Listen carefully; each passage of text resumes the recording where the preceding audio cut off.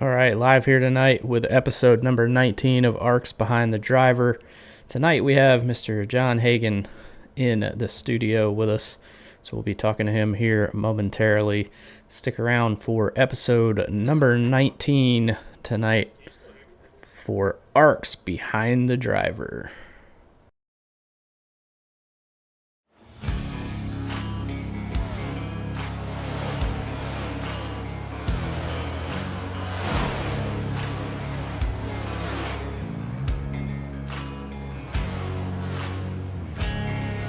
Welcome to ARCS Behind the Driver podcast.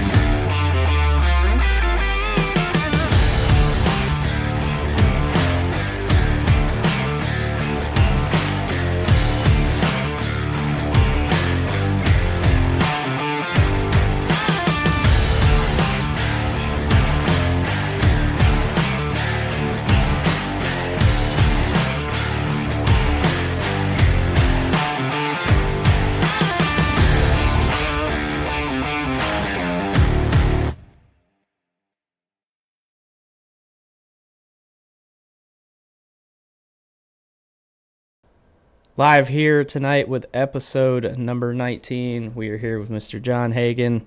How you doing, buddy?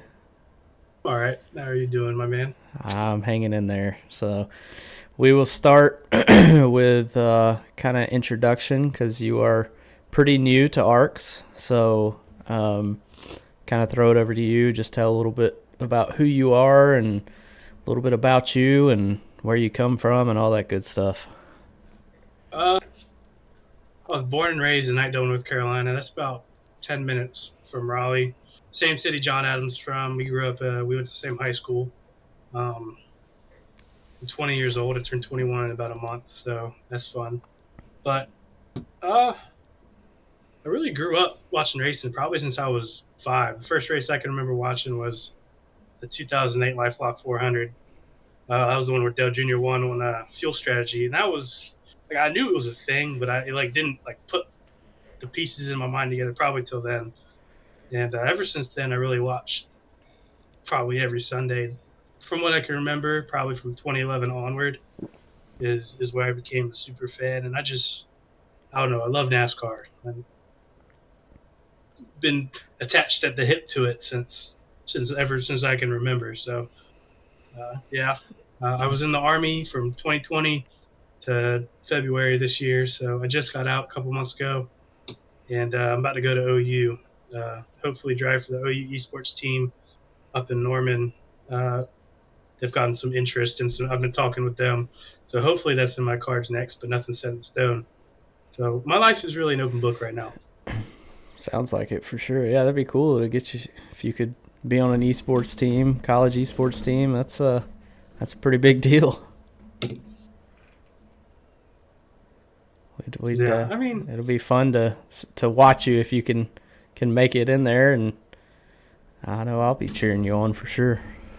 I don't know. It's weird because that's the Xfinity car for the college esports series, and it's fixed set. So I've of course been accustomed to fixed set because I never really dove into building sets. But yeah, the whole world over there is just super competitive. If you look, half the drivers are Coke drivers, and the other half are Road to Pro drivers trying to be Coke drivers, and it's just. It'll be definitely a rude awakening. I'm envisioning if I ever do make it in there, but whatever it is, I'll be up for the challenge. I feel like I got enough wheel in my hands to get there. Yeah, that'll be fun for sure. I mean, that's no better way to get better than racing people that are extremely fast. So that'll be, I'm sure it'd be different, and you'll probably, I still think you're going to do great. So hopefully we'll see you on the track. That'll be fun to watch. Well, yeah, I've raced with probably 5 to 10 of the guys that do the college I said dude. So with the guys that do the college esports stuff, and I've been even, if not a little behind or a little ahead of some of them. So it's not as big as I guess I'm over exaggerating how good they are. I guess I don't know. Maybe that's just relative to me. I always have confidence in what I can do behind the wheel. So I don't know. Just we'll see.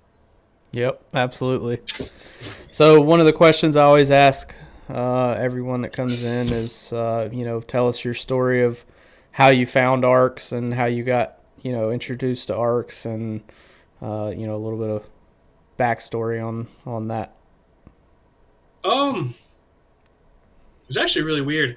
I was in Poland, and I joined iRacing in late 2020 because I went to basic training in September of 2020, and when I got out of basic training, I bought myself a laptop, and I got myself a T150, just something shitty and cheap that I could start racing on, and this was a crappy laptop too. I was getting like 60 frames at best, but it filled the time when I was in training in Arizona because that's where it ended up, and I started picking it up, and from there probably until mid 2022, I was just doing officials. I had maybe 2,000 iRating. I wasn't the greatest in the world, but I wanted to do more. So from that point on, we got orders to go to Poland. And when we were in Poland, I brought my laptop with me, and I went to the nearest Best Buy-esque store I could find. And I bought a G29. I was like, fuck it. If I'm going to be out here bored as shit, I'm going to be racing, especially if I'm paying for it. So picked that up, found a league, a bunch of older guys, but they were fun. There was Truck Series, and I went through and actually steamrolled the shit out of them. I won 9 of their like 17 races, and that's when it clicked with me. Oh, I might be pretty good. But while I was there, I went to Reddit, and I asked on Reddit, hey, is there anybody here that can make paint schemes? And Jacob Shangle, the Discord username is like Mega Man XCM. He was like, yeah, I can make you some paint schemes. I was like, all right, cool. And he cooked me up Dale Jr. It's the same one that I actually run for HTL in trucks right now. Is the one that he cooked me up the first place. Dale Jr. 2008 Cook 0400 scheme on a truck. And so took that. And then after a while, we'd just been talking, and he told me, "Hey, we got this group of guys over on HTL side," which I'm getting to the point where I found ARCS, but found HTL, and he got me a ride in there, and that was fun. And a couple of guys in there were talking about ARCS and A squared and only short track series, and then out of the blue, John Adams hits me up on Snapchat like, "Hey, that, I've seen you here. Like, how do you know these guys?" I'm like, blah blah blah. All of a sudden, he's telling me about ARCS and how he does the short track series, and this was early 2023, I think. And I was like, okay, I'll keep this in the back of my mind. I looked at y'all's schedule, and y'all were like all mid-season for everything, and didn't have like the time slots that I wanted. So I waited, and then finally A squared opened up earlier this year, and I know I'd made a name for myself by that point, whether it be good or bad, but a name nonetheless. And I threw my name in the ring for racing, and Jeremy had heard of me through the HTL side, so he picked me up there, and I just started getting my toes wetter and wetter, dipping it into ARC stuff, like with SNS, and I think mainly just SNS and A squared, and then more recently with Smeal's ARX. Yep. Yeah, that's a fun series for sure. Now it's over for now. We're going to be bringing an Xfinity series during the summer months, and you're going to kind of help us with some setups and track temps and stuff like that. So that'll be fun to get that started. And seems like, I mean, we already have like 20-something people signed up so far, so it should be a pretty good series. So I'm kind of excited for it. I feel like there'll be more there. The Xfinity car is real fun, especially if you get the right conditions and the right setup to go with it. And some of them are stupid. Like, if you get Kansas, anything below a hot, like the car just plows. But I mean, with some working, it'll be fun. Yeah, and that's something that we're going to try and make sure that we, have some pretty good, at least so where the car's, not too hard to drive and still fun to drive. So, hopefully we can accomplish that. But like you said, might be tough on some tracks, but that's why really the only two tracks that are set in stone right now are Daytona, which is our season opener on July 12th, and then Las Vegas, which is week 2. Everything after that, we're still, kind of discussing and getting set up so that we can have, some good racing on Friday nights, and hopefully a, pretty large car count as well, which is something that we've struggled with on Fridays for honestly a couple years now. So we're going to work on it. We're going to do some recruitment races too, probably coming up in June, throughout June. So, y'all come out when you can and race with us. We ran one last night because TNT had to reschedule their race, and it was a blast. We had a lot of fun. We did Talladega, and it was the most fun I've had in a while. So definitely something y'all should come and try out. Yeah, Xfinity is fun when you get the right group of guys and the right group of admins putting together the right things. So I'm hoping more people show up, and I'm hoping that people can look past. I wasn't here for the prior escapade, so I don't know why people are so scared of Xfinity Series and ARCS, but it's I don't know. I think it'd be fun. Yeah, there's a whole backstory to that, and if I told the whole story, it would take an hour and a half, so we won't get into that. But yeah, I think it'll be fun too. I mean, sometimes you just gotta change things up a little bit, and we still have over a month till we start. Like I said, we already have 20 something, maybe more than 20. I haven't counted, but well around 20, maybe 22 cars signed up so far.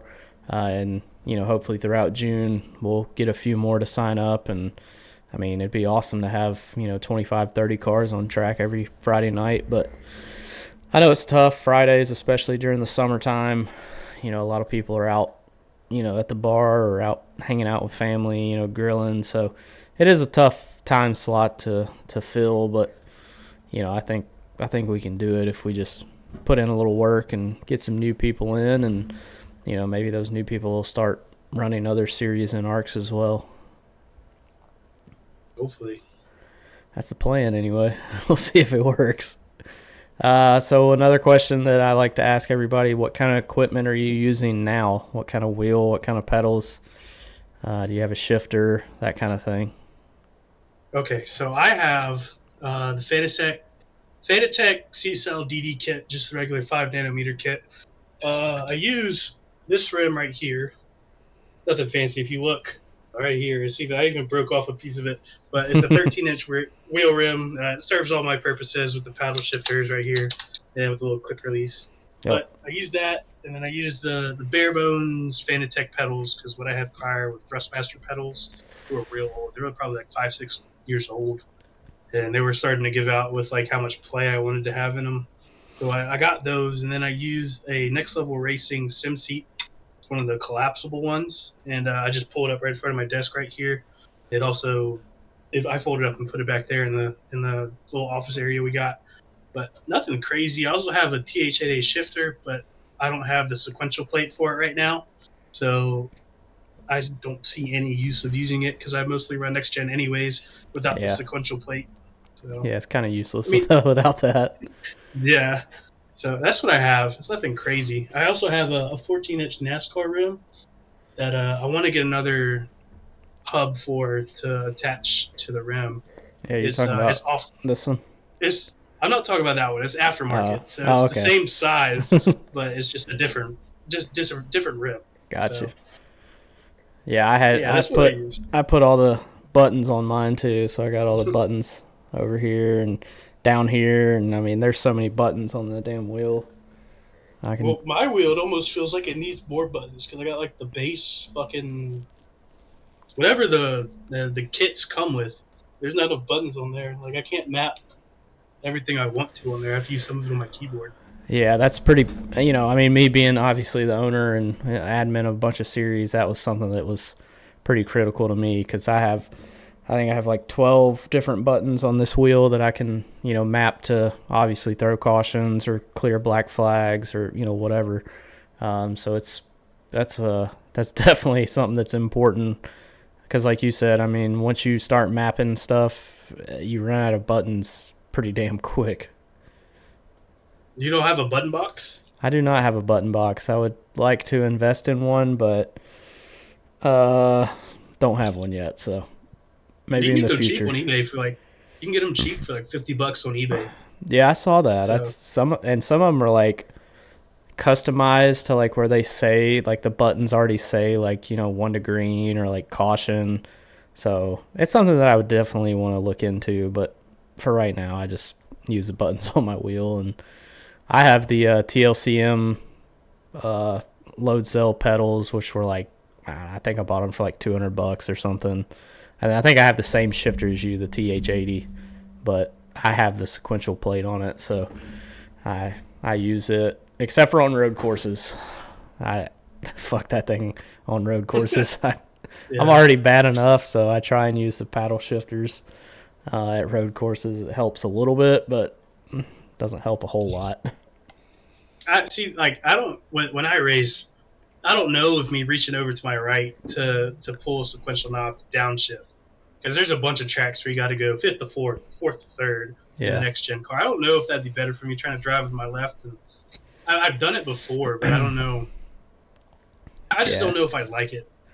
It's just kind of become second nature to me now. I'm just so used to it. I guess it's just kind of what you're used to. I mean, hell, we got Moldy that runs on a controller still and still goes out there and fucking kicks ass. So no, he doesn't. No, he doesn't. There's no way. Mm-hmm. Moldy races on a controller. Even on Old Atlanta and everything. Every track he runs controller. Daytona, Talladega, everything.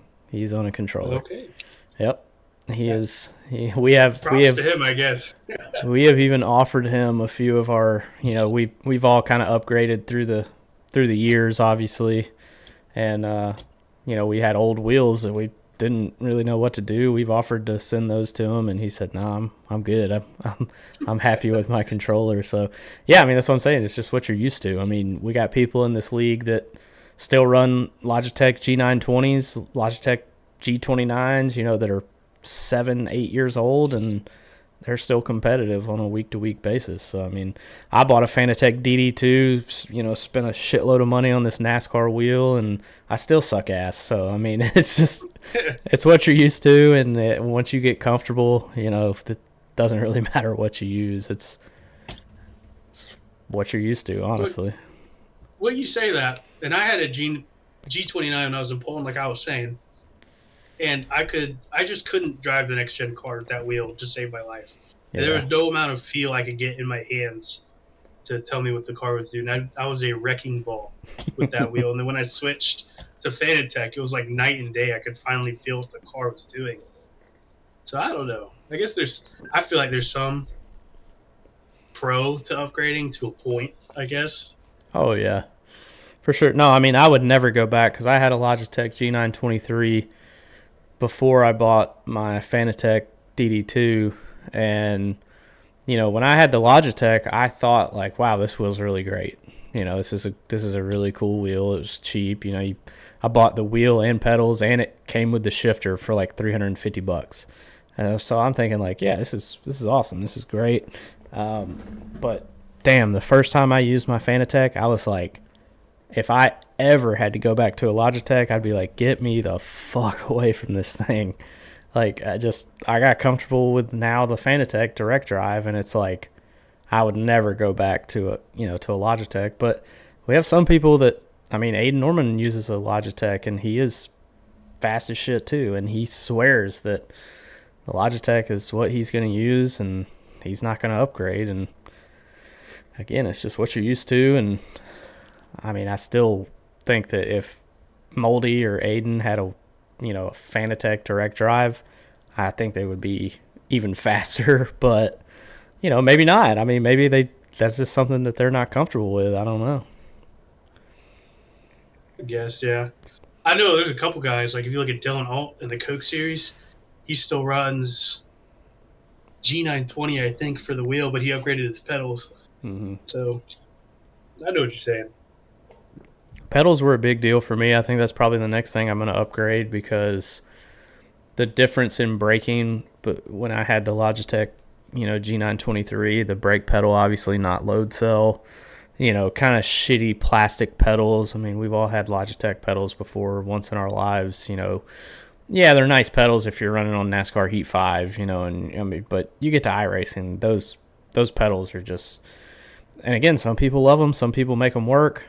I just thought they sucked. I mean, I couldn't brake to save my life because I don't know. But I would love to get a new set of pedals, something, that's a little more responsive. I mean, the ones I have now are fine, but, I got pretty much one of the best wheel bases and wheels, available. I know there's a lot of other people, a lot of other companies coming in making new stuff, but, Fanatec's pretty trustworthy. Kind of shitty customer service sometimes, but hey, what are you gonna do? Yeah. But I don't know. I'm happy with my not load cell pedals. Yeah. I guess I'm used to them now. Yeah, some people love them. I mean, like I said, I like the load cell pedal just because you can kind of mash the brake harder and it doesn't lock up quite as much as it, or at least for me, it didn't lock up as much as when I had the non-load cell. So I think there's positives to it, but that's kind of the old debate. Like, what do you upgrade first? Do you upgrade the wheel or do you upgrade the pedals? And I swear it's like 50-50 anytime I ask people. Like, some people be like, oh, you got to upgrade your pedals. Pedals are the most important. Then I'll ask somebody else to be like, nah, you got to upgrade your wheel. The wheel's the most important. And I'm like, well, shit, I don't know who to listen to. Like, well, what's your opinion on that? What if somebody's new and they're looking to upgrade, spend a little bit of money? What do you think's most important, the wheelbase or pedals? Wheelbase to a point, and pedals to a point, I guess. As a driver, I like to float between throttle and brakes. Like, I'm not at a set point at almost any time. If you watch my in-car, like if you were watching it live on Twitch, you'll see me press the brake and you'll see me pump, looking for that pressure that I want the whole time. And with load cell, if you're doing that, you're really having to stab on them harder, especially if you're in heavier braking. Whereas with my shitty Fanatec pedals that have like little foam insert as their load cell in them, it's a whole lot easier for me to press it down and find that pressure that I'm looking for. Like it helps a ton. Places like Martinsville that I'm not stuck to dabbing the pedal to try to find that pressure. The same with the throttle. If you watch when I drive, I'll give it a little kick and I'll just keep giving it kicks and waiting for it to push. But with the wheel itself, going from a T150 to a G29 and into a Fanatec, it was like T150, G29, DD. And it was just like, it was such a big leap, especially for what I could feel with my hands. I feel like I honestly picked up a tenth and a half right there, just upgrading the wheelbase. I'd say if you have your shitty Logitech pedals, upgrade them. Yeah. But if you're past that, I really wouldn't say much more past those for pedals. And for the wheelbase, you probably want to go with direct drive from this point onward, especially if you're looking for new stuff. Yeah, and there's a lot of. I mean, I know Moza, I think, has a couple bundles out there that are like $500-600, and it's a direct drive wheel with pretty decent pedals. And my cousin actually just bought I think like the R5 or bundle or something. So I mean, there's definitely some deals out there. Fanatec, there's nothing cheap about Fanatec. If you're gonna get Fanatec, hey, it's gonna cost you some money. I mean, there's no way around that. But there are some other companies that offer this somewhat cheap, still not cheap, but this rim right here and the Fanatec pedals that I got were like $575 for the bundle. Yeah, that's not too bad. It came with all the buttons and the quick release and everything, and then like the little desk clamp that I used before I got the sim seat was like $30. So $600 right there. I got direct drive with all the pedals and stuff that I need. So I don't know. I think Fanatec's a good option even for the mid-level people over Moza.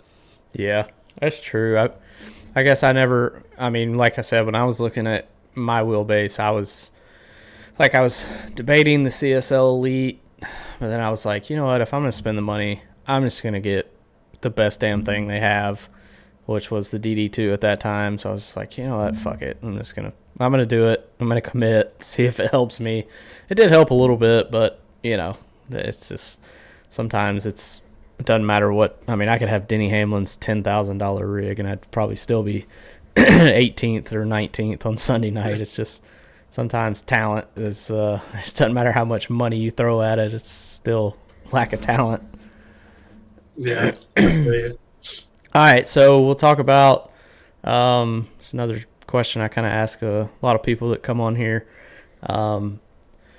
Two-part question: who is one of your least favorite people to race around in ARCS, and who is one of your most favorite or maybe cleanest that you race around in ARCS? I know you kind of, like you said, do S&S and A² mostly, so do you have any off the top of your head that you go, oh yeah, this guy I can't stand racing around them, or this guy I enjoy racing around?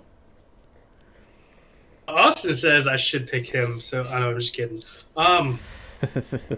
I don't know.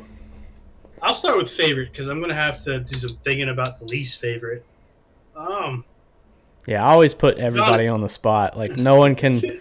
They can all name a favorite driver. They all name like Dustin Painter, Donald Ray, me. Like those are three of the most like common. But yeah, they get to that least favorite, and it's like everybody's stumped. I'd probably go with John Adams. It helps knowing him as a kid and through high school, having the same classes. It helps on the racetrack because we're in the same chat. We're teammates. He knows how I push. I know how he pushes. Real friendly to each other. I will always cut him a break. He will always cut me a break until it comes down to race winning time. So, but he's probably my favorite to race with on track. I never have to worry about getting caught up in a wreck. Well, I say that he dumped my shit at Talladega, but besides that, that's Talladega. Besides that, no, he's probably my favorite to race with. My least favorite. Yeah, I got to answer. Brandon, if you're watching, this is.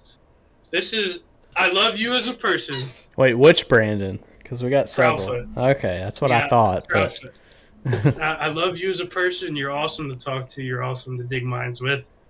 You do drive like a dick on track sometimes. It is no fault to you. I know you're an aggressive driver, but it does give me a fucking headache sometimes. So, hey, we all have love that you, person. dog. We all have that Love person you, that, dog. that pisses us off. Mine for like 2 seasons was the 27 car, which is why the hashtag fuck the 27 lives on to this day. So, who was in it? At the time, it was one of Briley Wright and Toby and Cody Riggs, which I don't think you've really raced around those 3 guys much, but they're like Bandit Racing, and there's a whole thing behind Bandit Racing too, which is a whole nother podcast that we could talk about. But they had I think it was one of their cousins or something, or a friend, I don't know.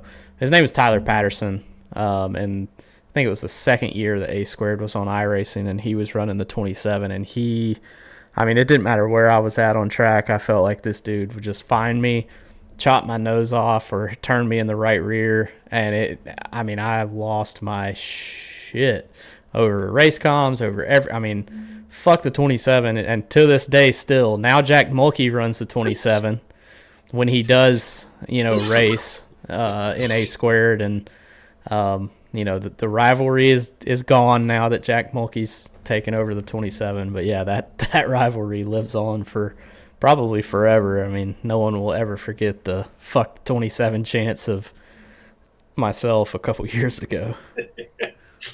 Yeah. Well, I say that, and I say like I don't like racing with Proudfoot, but he's also probably provided some of the best like racing for viewers to watch. Me and him on track. Yeah. You think back to Milwaukee, the bump and run.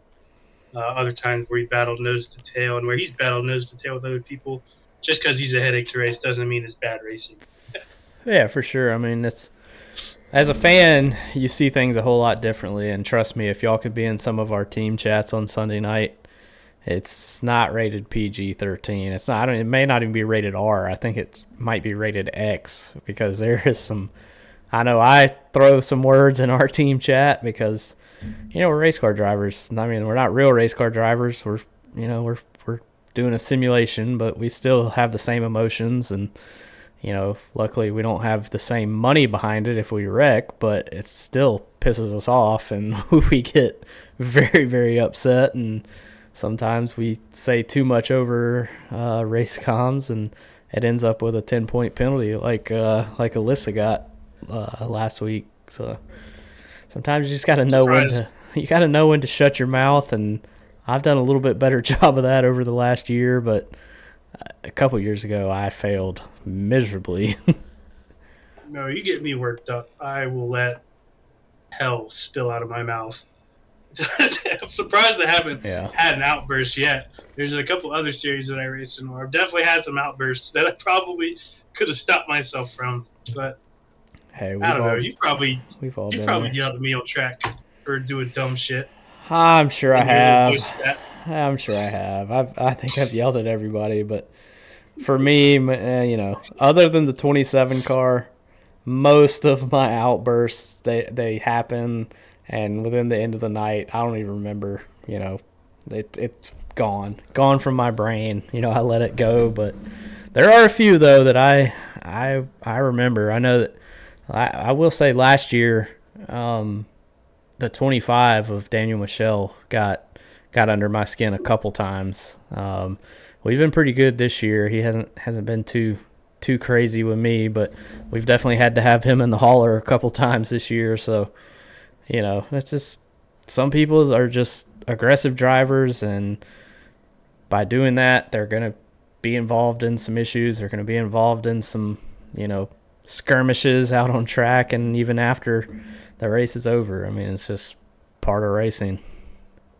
I know. I've already apologized to them, but going back to your spit fire. I know I've spit fire at the admins for dumb shit that's gone on before too.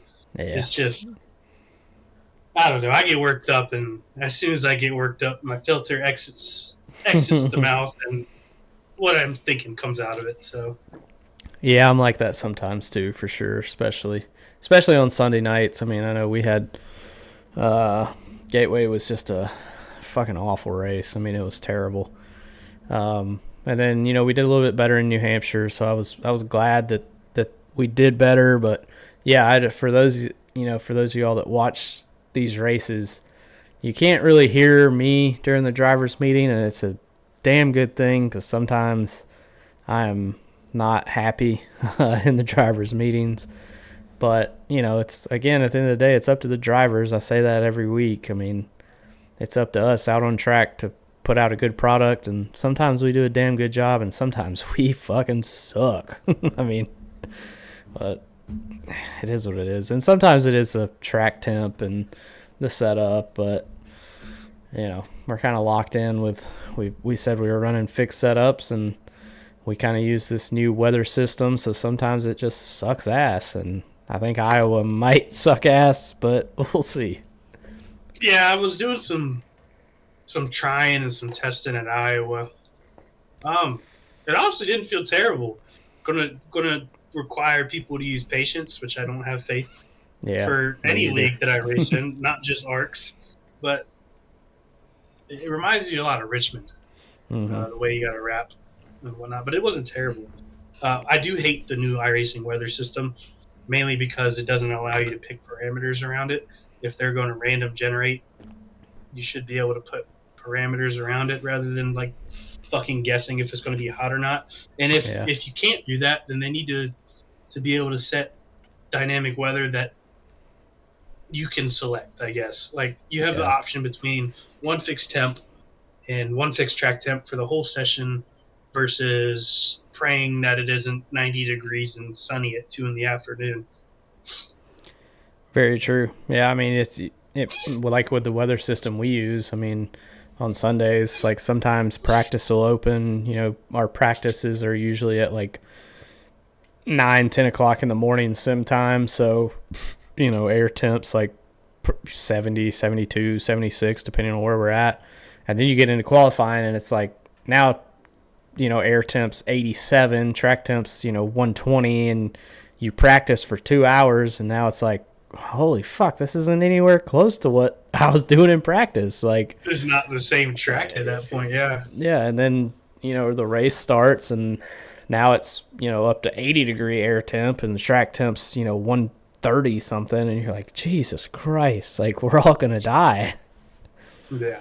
But I agree. I think that they could probably make some changes to it, but yeah, I mean, they did pretty good. I think the rain's really cool.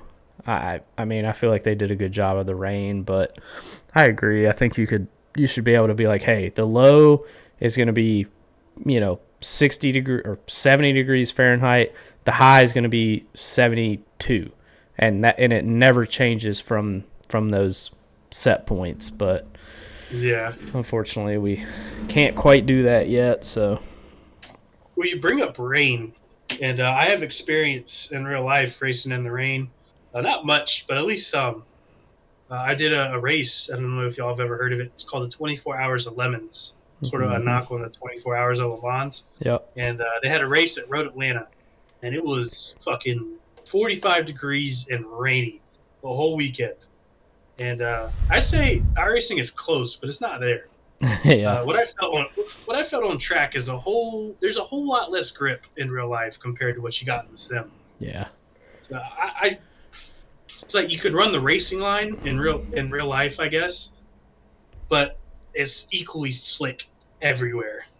I guess maybe I wasn't going fast enough to tell where the rubber was and where it wasn't, if there wasn't even any rubber on track because it was so damn cold. But there were some things like lines you can run in real life versus not, and I guess like how much grip you have when you're put on throttle. Because our little shitbox, it's a 1984 Celica with an S10 engine in it, so it's pumping like 190 horsepower with a fucking like 7-inch spoiler on the back. So we're getting down to like 110 at the end of the straightaway.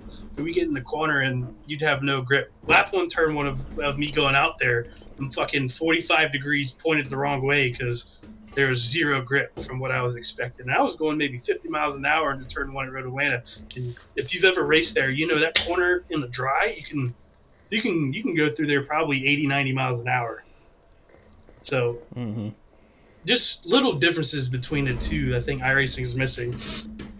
Yeah, fun fact, I actually used to live so I live in Michigan now. I moved up here in September, but lived in Georgia my whole life before that. And I lived probably 30 minutes from Road Atlanta, and then the track right across the street that used to be Lanier, that for those of y'all that race Lanier and iRacing, that really was a racetrack at one time, believe it or not. Now I think across it's like the street from Road America or from Road Atlanta? Yeah, from Road Atlanta. Yep, it's right across the street. It's like a drift track now. It is. It is like a drift track, and they have like go-kart races there with that same like drift. It's like they put like barriers out in the middle of it. So they didn't technically knock it down, but it definitely is not the same Lanier as what you see in iRacing. So I always love running at Lanier because when I was a kid, we went there. I'll never forget, we went there one time and Rusty Wallace was there for some reason. No idea why, but he was there signing autographs. And I was a huge, as a kid, I mean, I think any kid that grew up that was born in the 90s loved Power Rangers, especially the pink Power Ranger. Whew. So anyway, I had a Power Ranger book that I wish I could find. I have no idea where it's at, but I have in the back of that Power Rangers book, I have a Rusty Wallace signature in the back of that thing from Lanier Racetrack. So yeah, I have some memories there. So it's pretty cool that iRacing kind of brought it back and put dirt on it too, because it did used to be a dirt track well before I was alive. But I thought that was pretty cool. So what's your so I kind of asked this a couple times, but I'd like to ask it more. What's one of your favorite tracks to race on iRacing, and what's your least favorite track?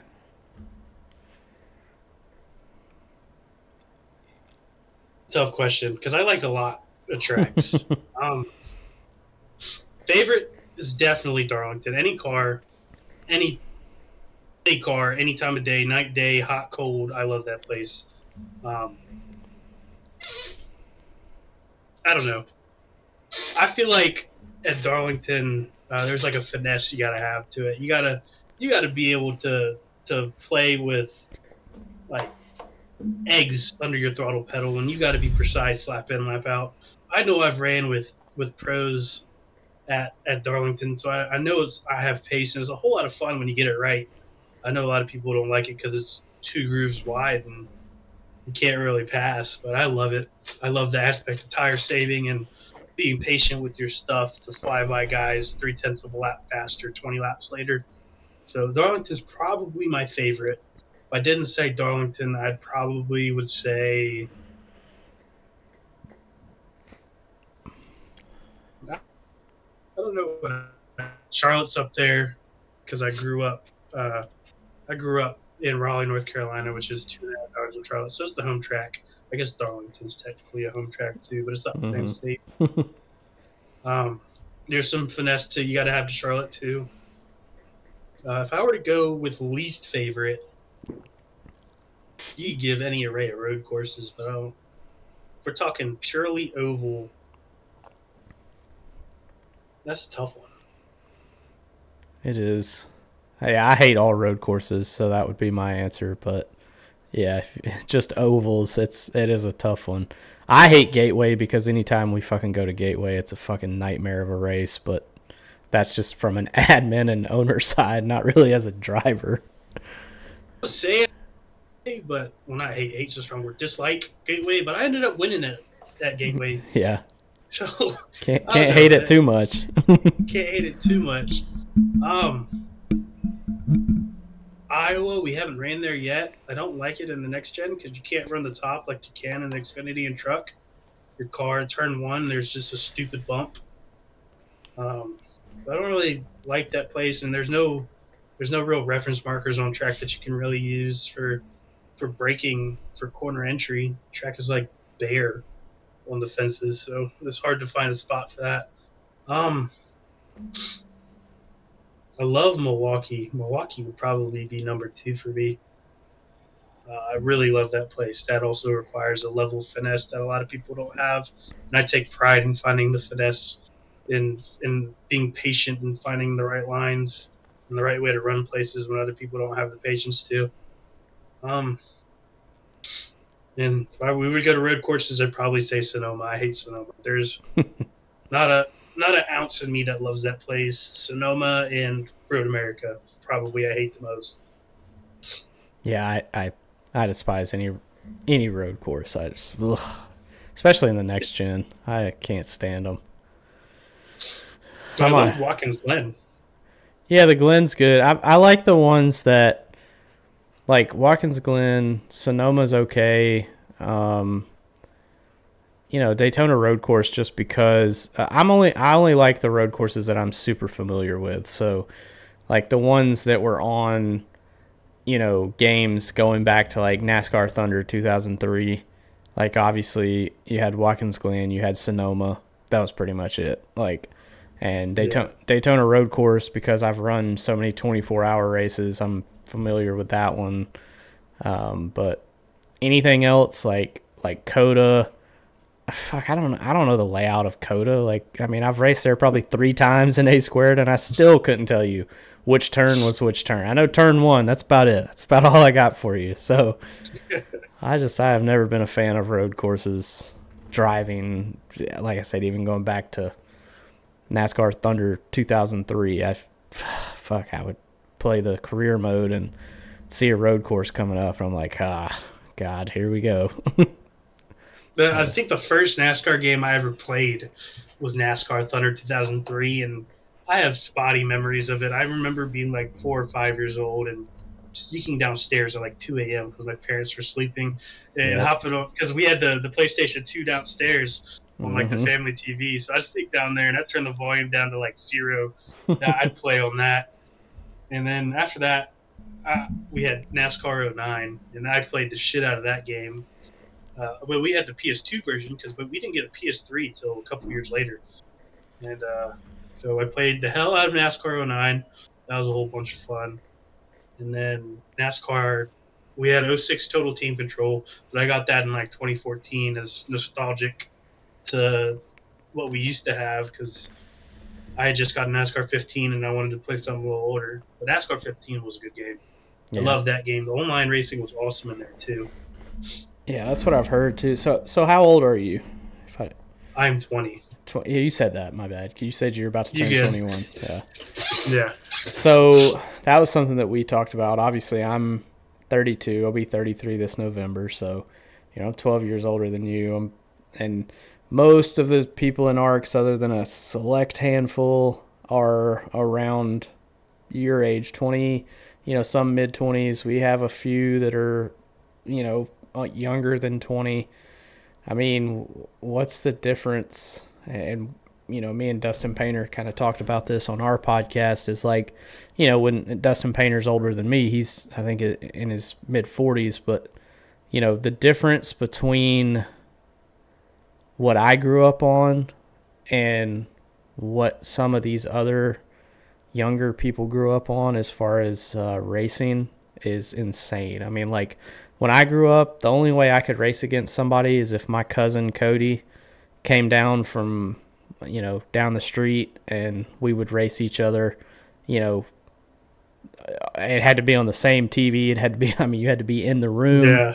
And now you have these kids now that are coming up, 8, 9 years old on PCs, some of them, if not at least PS5s and Xbox One S's or whatever the hell they, whatever the hell letter they're at now. But, they're able to go out there at 8, 9 years old, and they're jumping into online lobbies because internet is, when I was a kid, internet, we had internet, but bro, it took 45 minutes to load Google, Yeah.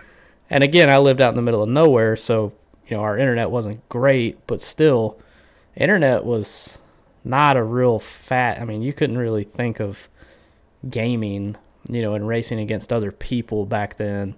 And now, like I said, you have kids, 7, 8 years old jumping on these online lobbies and just learning. And by the time they're 14, 15 years old, hell,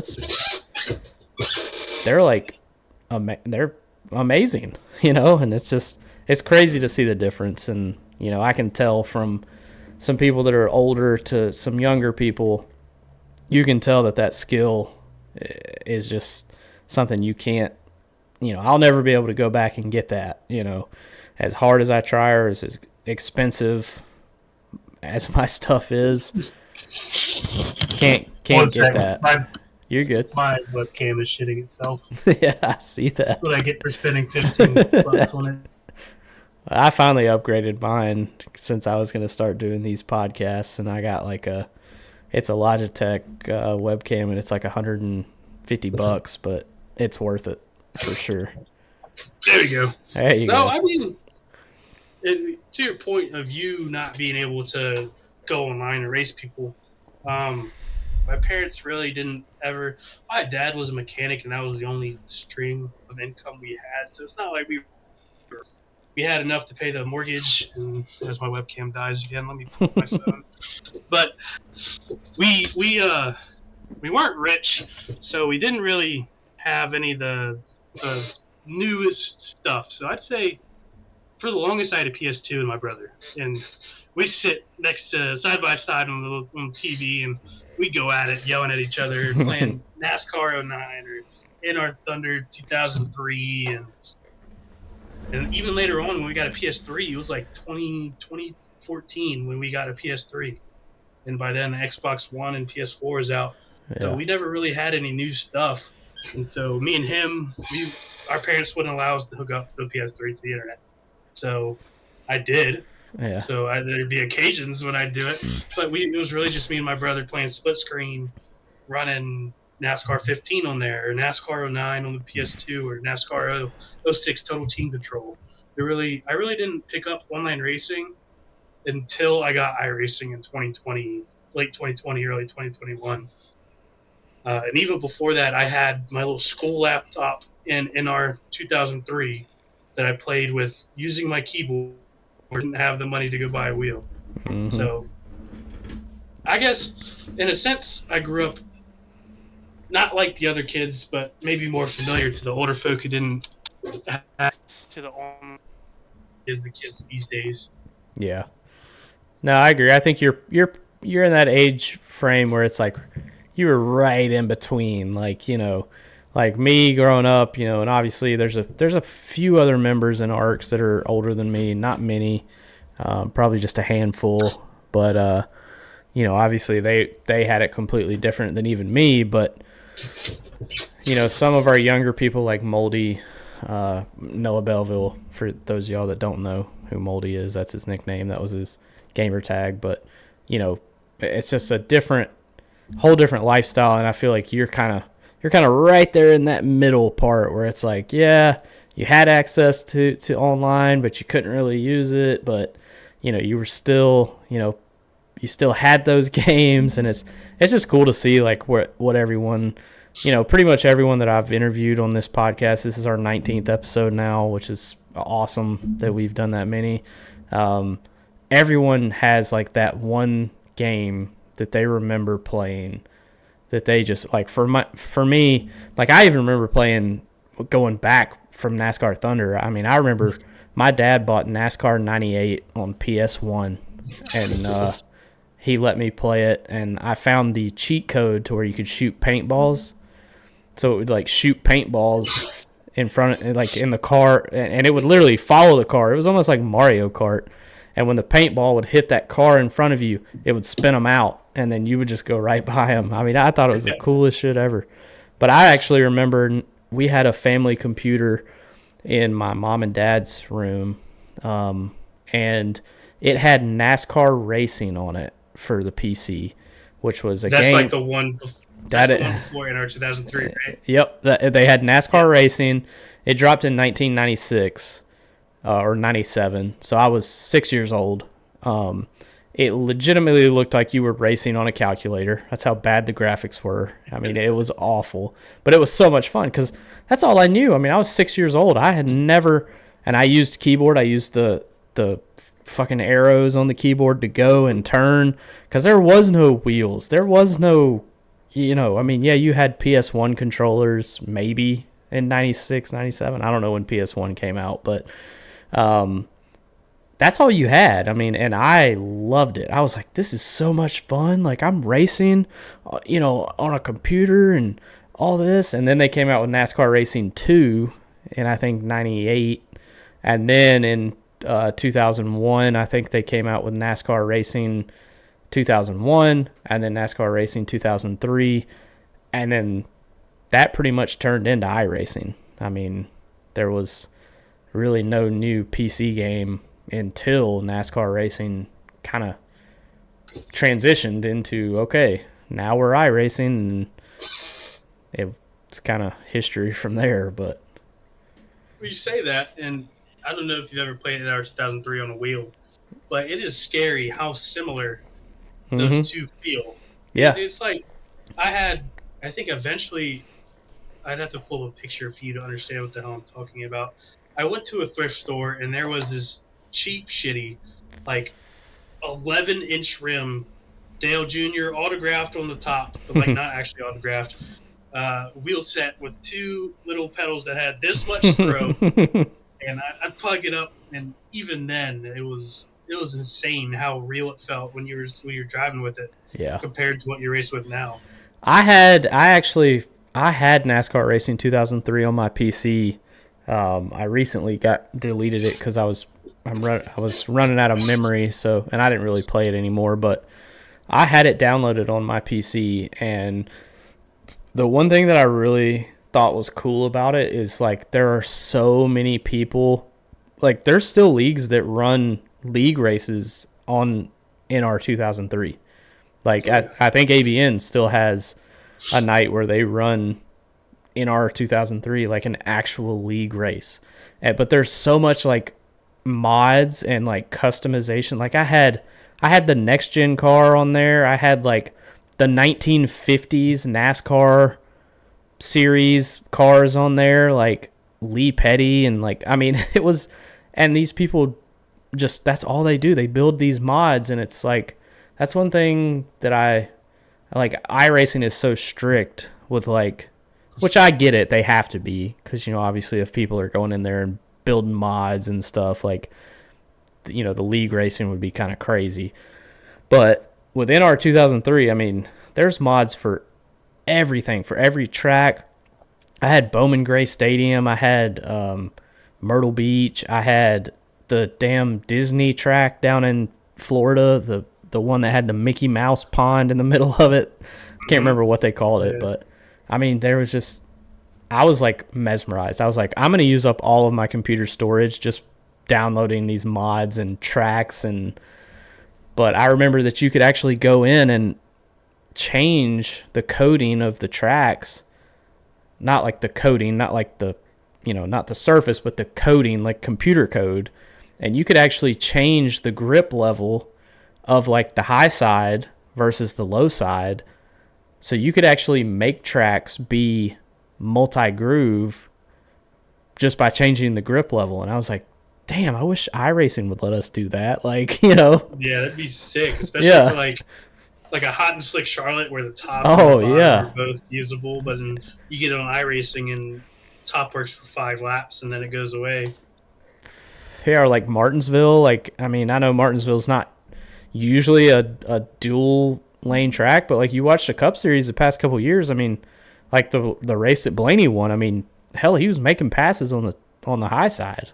And yeah, back in like 2018, there was a period where the tires were putting down so much rubber with the right side tires around the curb that people were running above it to make speed. Yeah, and in iRacing at Martinsville, you get on the high side, good luck. I mean, it's not quite as bad with the next gen. You can definitely, you can get a run off, but it's not like what we saw, last year when Blaney was just out there literally just passing people on the outside. And I'm like, why the hell can't we do that in iRacing? Like, this This is bullshit. Like, come on. Yeah.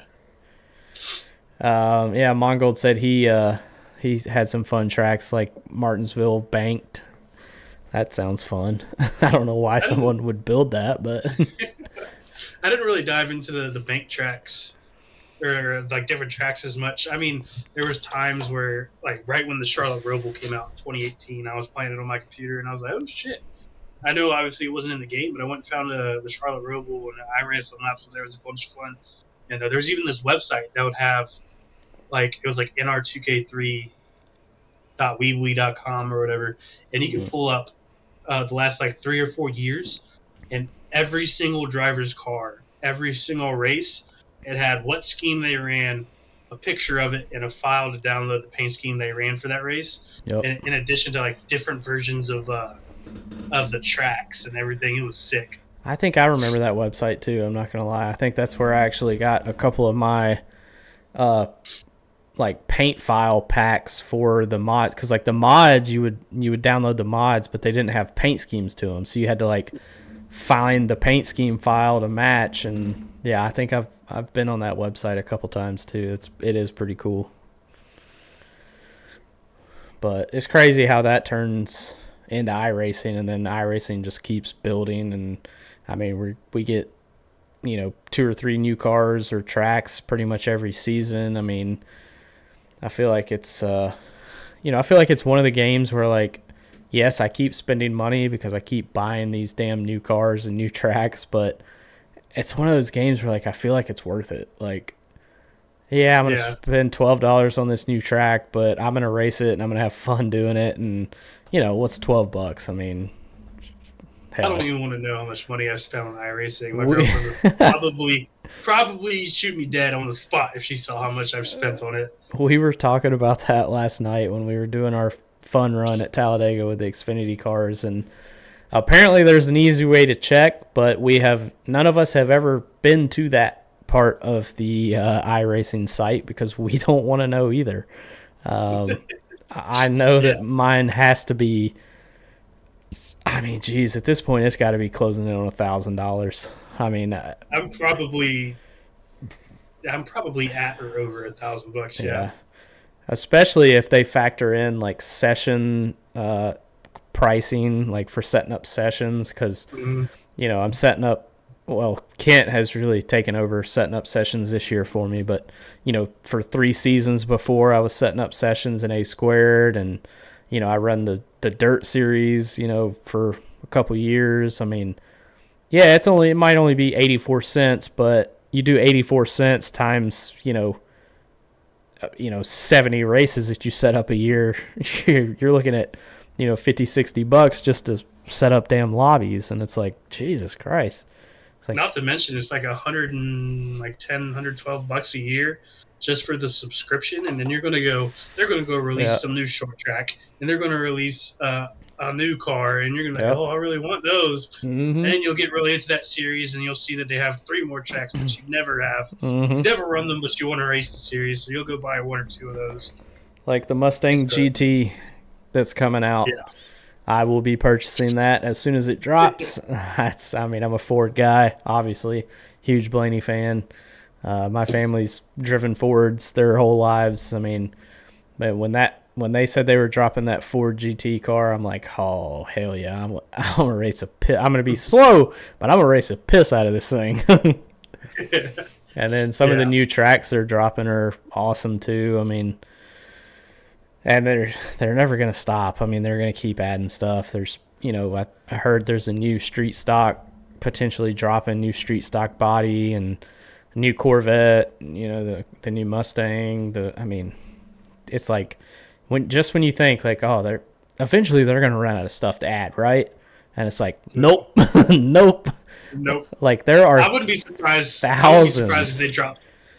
I wouldn't be surprised if they drop like the Garage 56 car sometime soon. Oh yeah, that would. I mean, everyone would buy that car. I would buy it. I mean, I actually saw the Garage 56 car. We went down to Florida for vacation in March, and we went to Disney World. But I told Kinsey, I was like, the one thing I want to do while we're down there, I will do I'll do whatever you and your family want to do.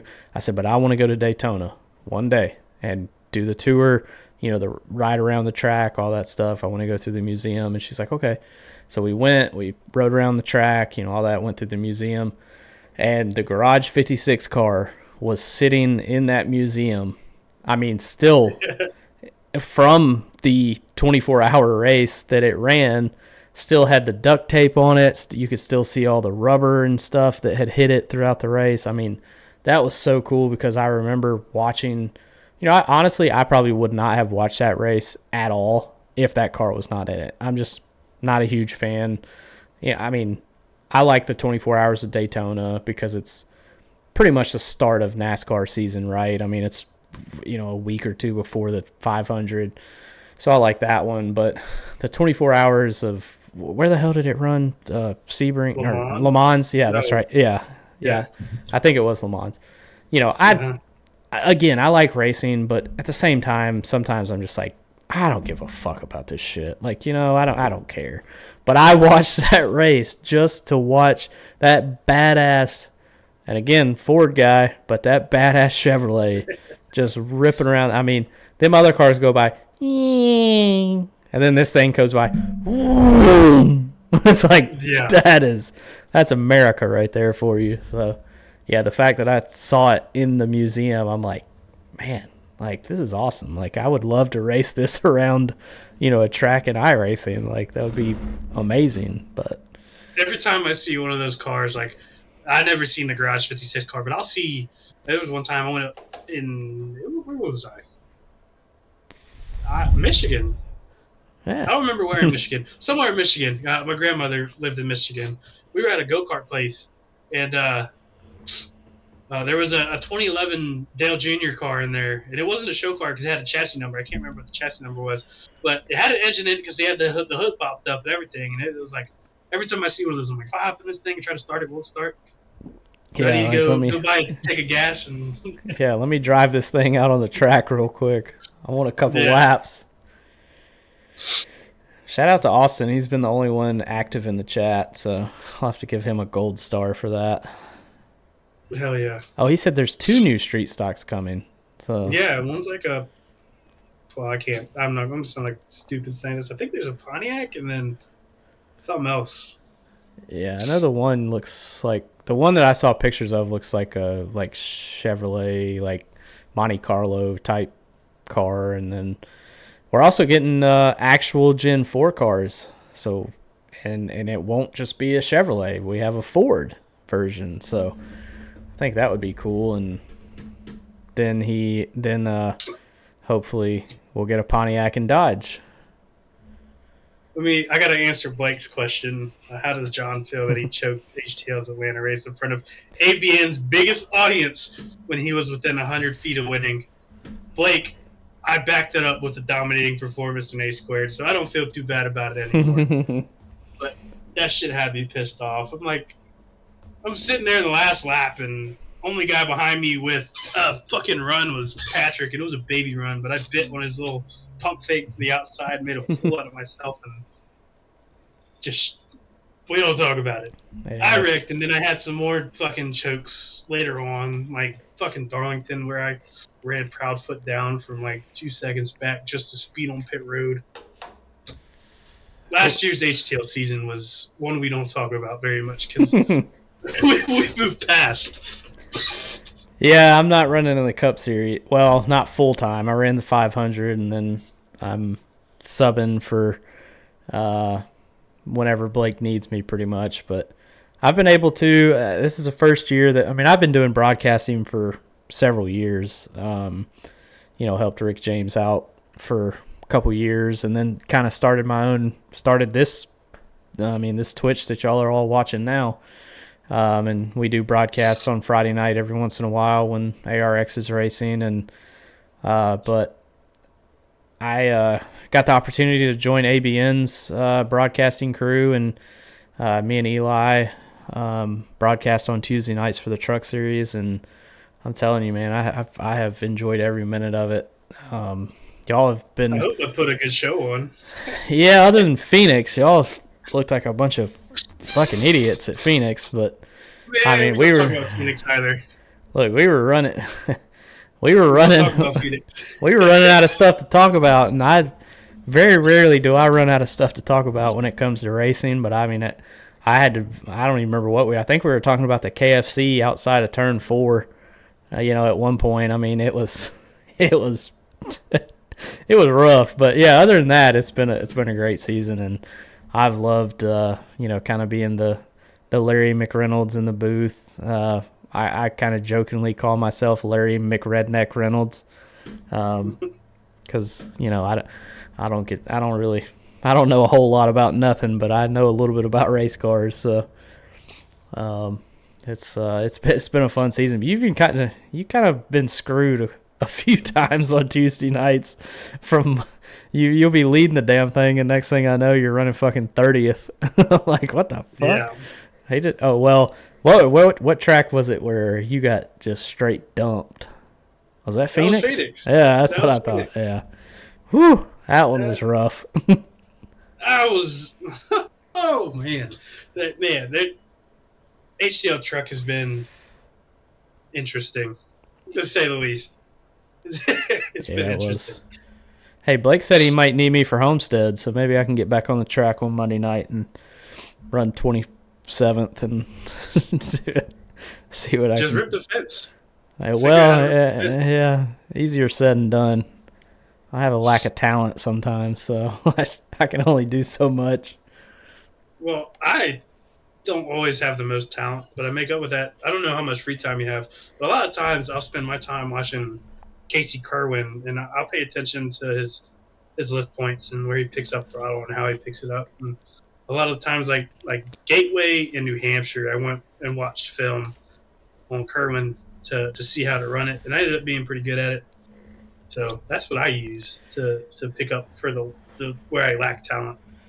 Yeah, that's my biggest thing. I don't have the time that I had when I started all this back in 2020. I mean, it was COVID, and I mean, hell, I was working from home, so I would literally turn my computer off at 4:59, 5 o'clock, and it was a 30-second walk into my living room, and at the time I just had an Xbox. I didn't have a PC, but 30 seconds I was on there on Heat 5 racing, hanging out with friends, and that went on for a long time, where literally 99% of us either didn't have a job or was working from home. You couldn't go outside, you couldn't go to the grocery store, you couldn't go to restaurants because they weren't open, you couldn't do shit. I mean, so all you had was being at home.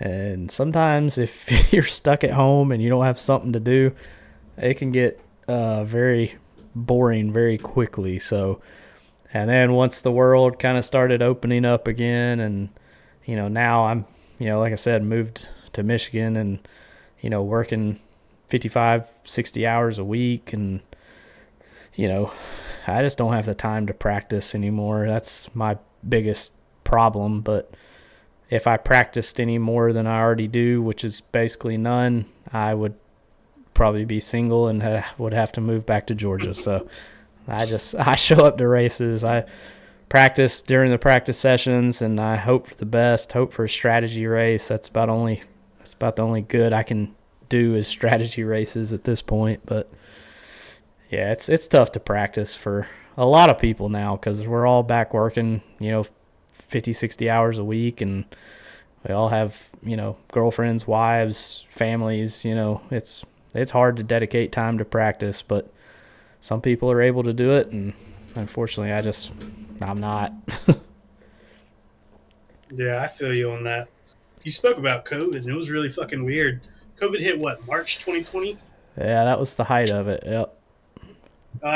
September 2020 is when I went through basic, so you can only imagine how fucking weird it was. Mm-hmm. Going through basic training, having the drill sergeants yell at you, but 6 feet away the whole time, and everybody's wearing fucking masks. Yep. Couldn't get when in your face.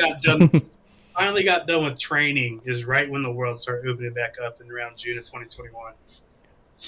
Yeah, I remember. I even remember because, again, yeah, I've known Kinsey. We've been together for 3 years now, and a lot of that was long distance, obviously, with her being in Michigan and me in Georgia. And so I did a lot of flying between Georgia and Michigan. And dude, I remember like even like a year and a half, 2 years after the peak of COVID, when you flew anywhere, you still had to have a mask in the airport, a mask on the plane. And I'm like, I get it. Like, I know that this is like a, deadly disease, but like it's 2 years now. Like when can we stop wearing the masks on the planes? Because, bro, I couldn't fucking breathe. I was like, I'm already don't really like flying in airplanes too much. I love like flight simulator. I love planes in general. I just don't like being a passenger in one. But I'm like sitting back there. I got my mask on, and it's like I feel like I'm gonna pass out back here because I can't breathe through this damn mask on this fucking plane 30,000 feet in the air. But now we're good. I've flown a couple times in the past year, and now it's like, what masks? I don't know what you're talking about. We never wore masks. Y'all are crazy.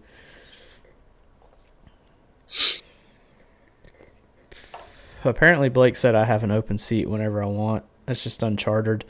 See, that's the problem because me and qualifying don't mix very well. Actually, at all. I don't think there's been anybody that's gone home this year other than like 2 in the 500. The 500, yeah. Well, other than that, everybody's made the race. One of the reasons why I don't is, again, when I look at my schedule right now, I have Sundays are A squared. Monday is pretty much my only night off.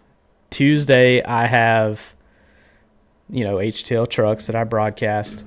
Wednesdays I have Kevin Feemster has his high octane series with the old school 2013 Chevrolets, which are so much fun to drive. Thursdays is TNT. Fridays has been ARX, and of course, my podcast. Saturdays is SNS. So that's 6 nights a week that I am doing something. So if I push that to 7 nights a week, not good. Yeah. Not good. Sorry, my eyes just got real big because Chase Purdy was leading and he hit the fence with 14 to go. Damn. In the truck race. Yeah, I forgot the truck race is on. Yeah, Eckes and Honeycutt, P1 and P2. Hell yeah. Eckes is probably going to win.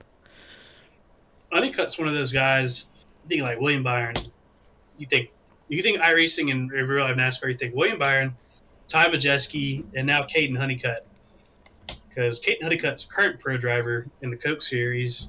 William Byron's a fucking alien. You got Parker Retzlaff, too. Parker Retzlaff was a Coke driver like 2 years ago. So there's a whole bunch of real guys.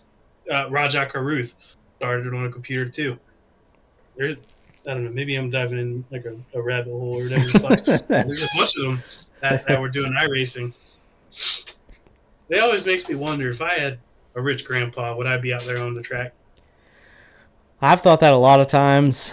Yeah, probably. I mean, it worked out pretty well for Austin Dillon. So, I mean, hell, if he can drive a Cup car, I feel like any of us probably. I mean, I think I could outrun Austin Dillon in a Cup car.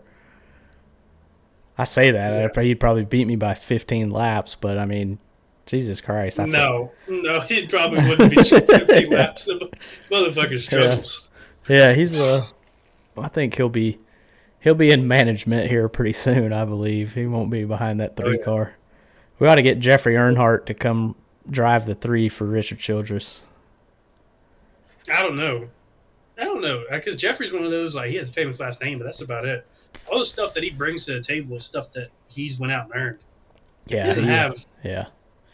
He's just like the other Earnhardt, Like, I mean, nobody...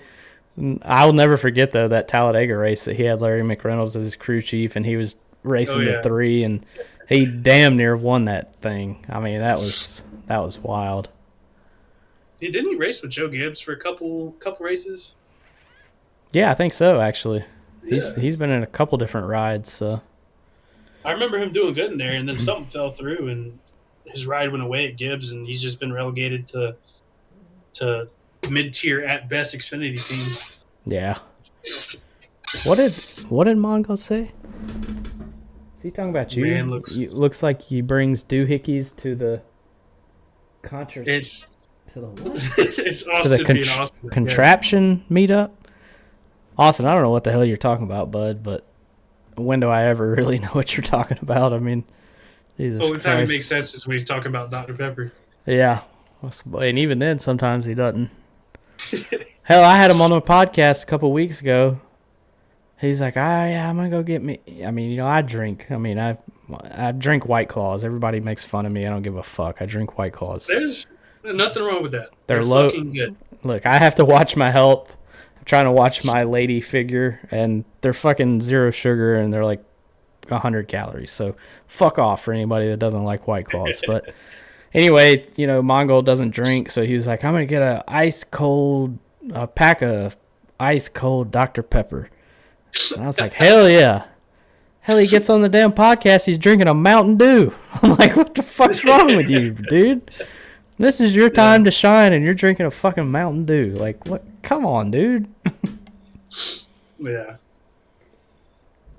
Mongols. Austin's probably the most interesting person I've met through this whole iRacing world. Yeah, and what's funny is, like, Austin, Steven Oberstadt, even Jonathan Adams. I actually, and Jeremy was another one. Those four, when I was on Xbox, I ran, Austin, help me out. What was that league? SXRL. It's a dead league now. I don't think they do anything, but I ran a few races with SXRL, and I also broadcasted a few races for them with Rick James, and I had no idea at the time.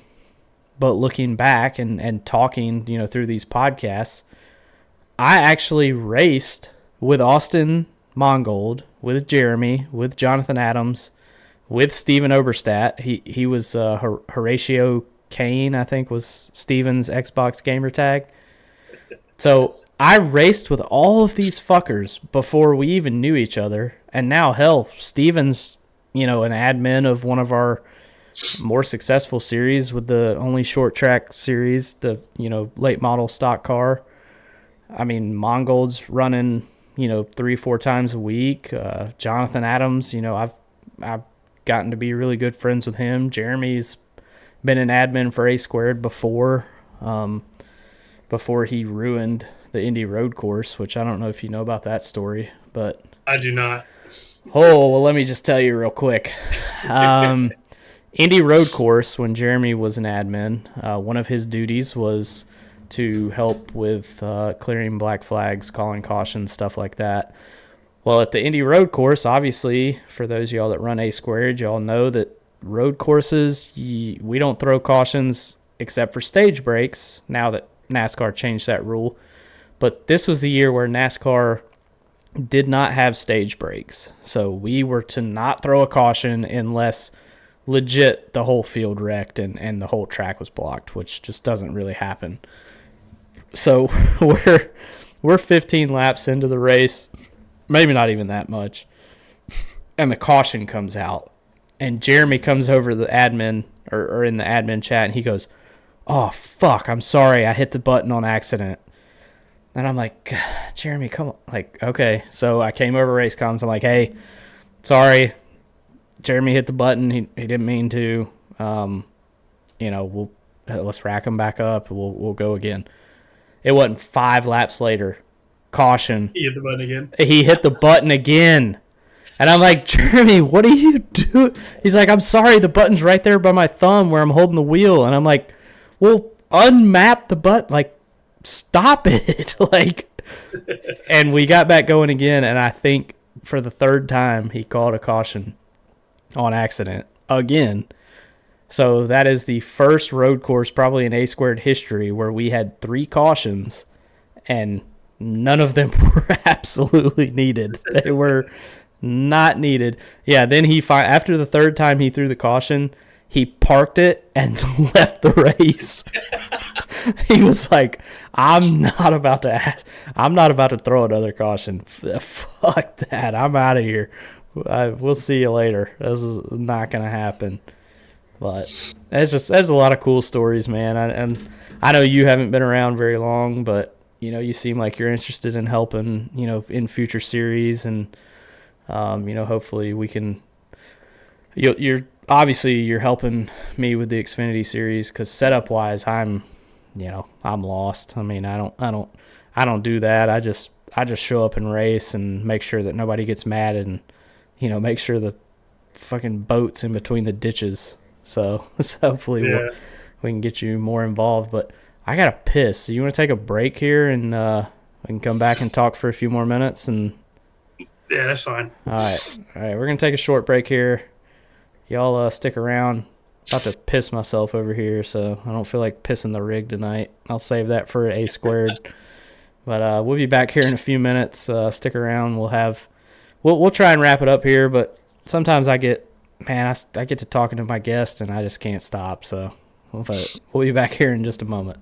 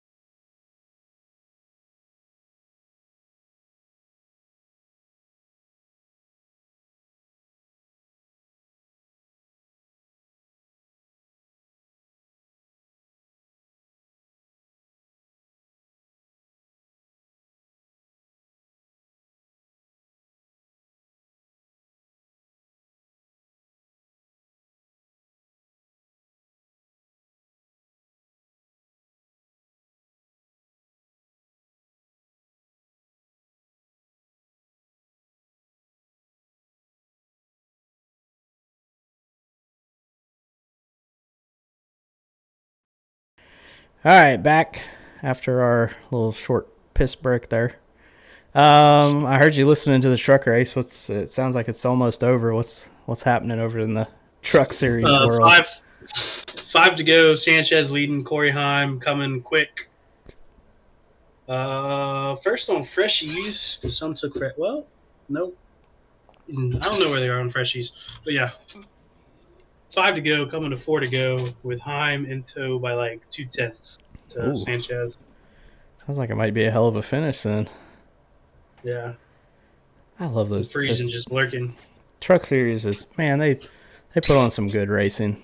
They really do. I love the truck series. I wish iRacing would be less stupid with their draft mechanics with the trucks. Like, you look at Las Vegas in real life, it is not a draft race. But no, God forbid you take trucks to Vegas and iRacing, and you'll be wide open, bumper to bumper. Oh yeah, it's crazy. I mean, I don't understand what they missed there, but they missed something, because they missed aero push is what they missed, I guess. Yeah, same with like Auto Club. I mean, Auto Club, like, yeah, super draft track at iRacing. Almost anything you race, it's like, you're not going to get away from the car in front of, or the truck in front of you, like, unless they hit the wall or spin out. That's it. Like, yeah. Other than that, you're going to be glued to their bumper front to back. I mean, and in real life, it's like, yeah, they might run like that for 5 or 10 laps, but then they start to spread out because everyone's got different speed, but not on iRacing. I mean, yeah, they definitely have some.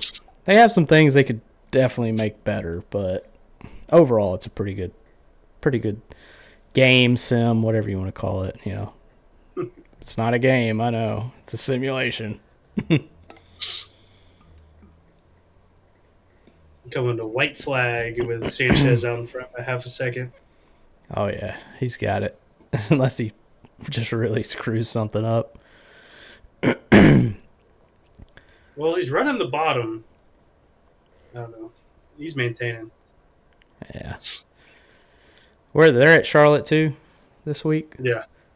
Is Xfinity racing tomorrow? Or? Yeah, they're racing tomorrow. I don't know how much racing they'll get in because of the weather. I Yeah. don't know what the weather looks like for tomorrow. I know Sunday it's supposed to fucking rain, which will suck.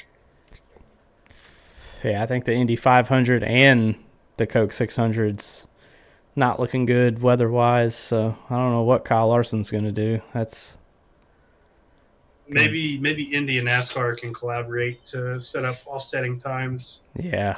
Washington could try to make them. Maybe do like a Monday night race for NASCAR. I know that would kind of Yeah. suck because people have to work Tuesday, but I mean, Yeah. what are you gonna do? Like, give the kid a chance to run the Indy 500. Like, come on. Well, honestly, he has the 2 wins, so I don't know if it'd be Yeah, the biggest deal if he misses the Coke 600. I wouldn't think so either. But I know that from some of the tweets that I saw, they said that Hendrick said the Coke 600 was a priority over the Indy 500. So I don't know how true that is, but I guess we'll find out Sunday if weather affects both races, what Kyle Larson ends up doing. I hate that the weather affects the races, though, because I was so looking forward to seeing what Kyle Larson could do in the Indy 500. Yeah. I mean, he's obviously fast because he qualified 5th, so, I mean, he's got speed in the damn car. His betting odds were only like plus 675 for the Indy 500, which I thought was insane. That is kind of crazy. It's his first time in it. It's like you bet what $10, you win 67. Like Yeah, like I would have thought like 6,000 maybe. yeah. I mean, it's not only is it his first time in an Indy 500, it's his first time in a fucking Indy car. Like, Yeah, that's wild. Like, and he's out there and you could tell it was like he wasn't even nervous, didn't care. He was just like, yeah. They asked him, like, did the car feel fast? He was like, well, it didn't feel as fast as I thought it would. It's like, bro, you're fucking wild. Like, there's something wrong with you, Kyle Larson. Like, I mean, he went Monday and ran a dirt car and flipped it like 3 times. Then went and practiced Tuesday, and then Wednesday, did something else, and then qualifying was whenever the hell it was, Thursday or whatever. It's like, yeah. damn, that kid just loves racing. Like, it doesn't matter what it is, he just enjoys racing. Oh, if I had the opportunity to run as much as Kyle, I would too. I would too. In an alternate universe where I had the infinite money assets, not even infinite, just the assets to go run 4 days a week, I would. Hell, I race 6 nights a week now on iRacing, but I can't do that. I'd be, like you said, single and living back at home. yeah, The 3 to 4 nights a week is already a stretch as it is. I know.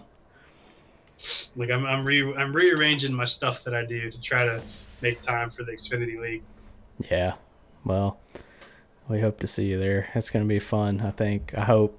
We'll see. I like those cars because they're not, I don't know, the next gen. I just don't like the next gen because I feel like no matter what you do, it's you can't get the car loose unless it just snaps loose on you to where you're like you can't, you're wrecking. Like, it's just no way around it. But I don't know. I also suck in the next gen, so what do I know?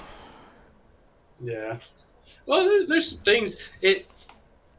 I don't think anybody that I've met has the patience to have somebody teach to them how to work a car like the next gen loose and how to do it effectively, lap in, lap out. But I think it's definitely possible. Like, you watch my car at Darlington in the next gen, you'd be like, how the fuck is this person? How the fuck is he straight? Yeah. I'll have it hanging sideways all of 1 and 2. But I don't know. Whenever I find something I like to do, like when I was a kid, it was basketball. I'd play basketball every day of the week. And now, if I've grown to a young adult, it's more iRacing. I'd want to do it every day of the week, and I want to find the best way to do it. And part of that's, I guess, a competitive nature. But Yeah. when there's a will, there's a way. Oh, yeah, for sure. I mean, if it's something you enjoy, then, you'll find a way to do it. That's how it is. But, all right, it's been an hour and 30 minutes. So you have any questions or comments, concerns, anything you want to bring up? The floor is all yours.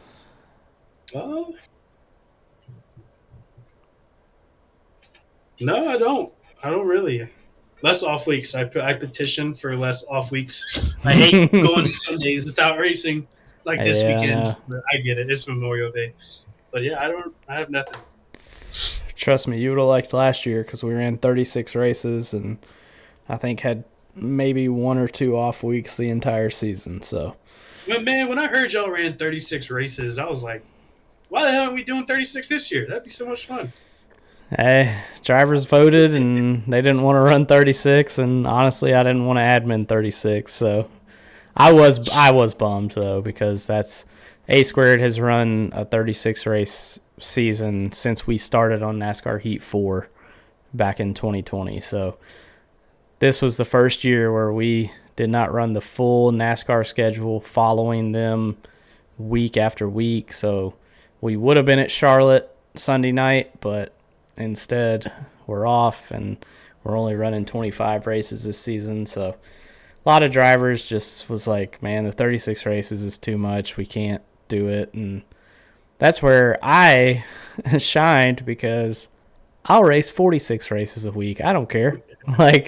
Yeah, but I get it. I mean, drivers don't want to commit to a 36 race season. That's pretty intense. So, we shortened it and gave everybody a couple off weeks here and there. So, like you said, we're off this Sunday, which sucks, but, it is what it is. People will be out hanging out with family, grilling, enjoying Monday off. But that's why I was like, well, hell, we have Monday off. Let's race. We could stay up after the race, and hang out. But it is what it is. So it honestly works out because my lease is up June 3rd, so I got to be moving next weekend. So this weekend is going to be spent packing shit and getting ready to go. Yeah.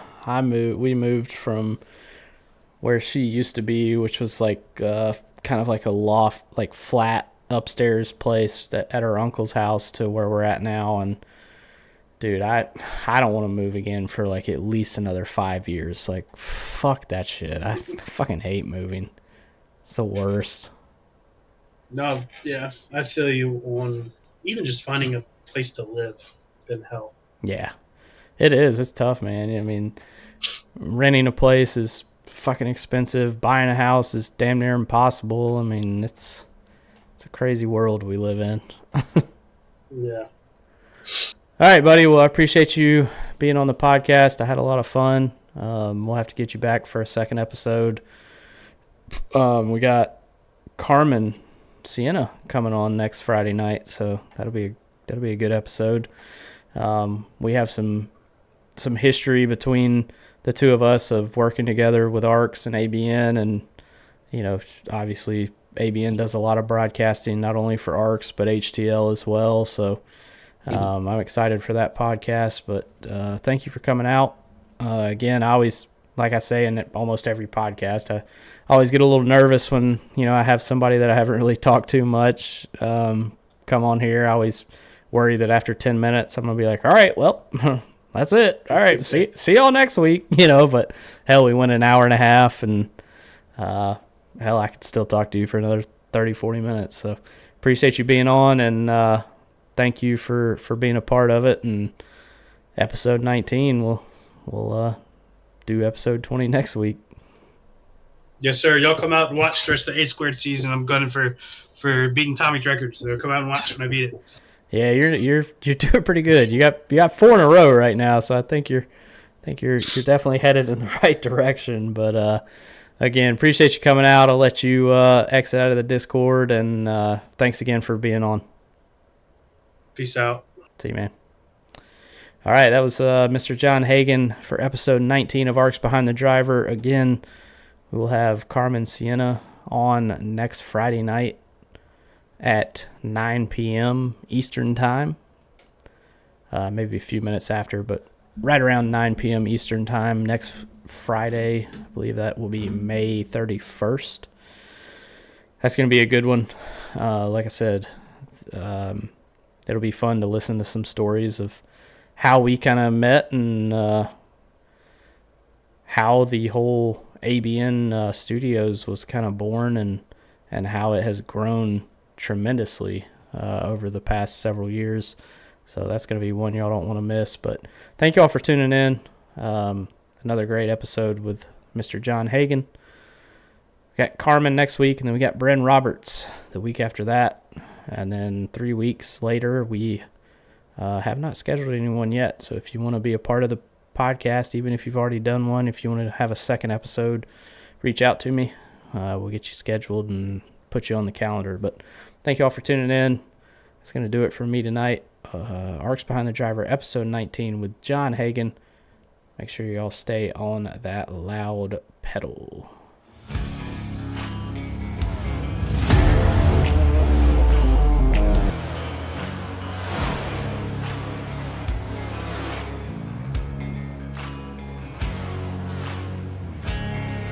Welcome to ARCS Behind the Driver Podcast.